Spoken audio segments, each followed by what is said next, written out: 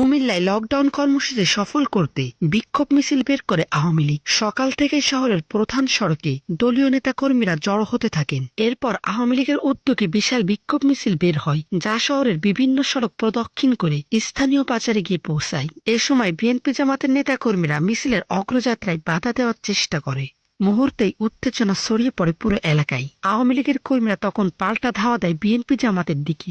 দুই পক্ষের মধ্যে সংঘর্ষের সৃষ্টি হয়। পরিস্থিতি এতটাই উত্তপ্ত হয়ে ওঠে যে বিএনপি জামাতের নেতা কর্মীরা দিক বিদিক ছুটে পালিয়ে যায়। ধাওয়া পাল্টা ধাওয়ার ঘটনায় বিএনপি জামাতের বেশ কয়েকজন কর্মী আহত হয়েছেন, তবে আওয়ামী লীগের পক্ষে কেউ গুরুতর আহত হননি। বিক্ষোভ মিছিলে আওয়ামী লীগের নেতারা বলেন, দেশের জনগণ আর কোনো বিশৃঙ্খলা চায় না, তারা এখন উন্নয়ন ও স্থিতিশীলতার পথে এগোচ্ছে। তাই 13 নভেম্বরের লকডাউন কর্মসূচি আওয়ামী লীগের শক্তিশালী প্রত্যাবর্তনের প্রতীক হিসেবে দেখা হচ্ছে।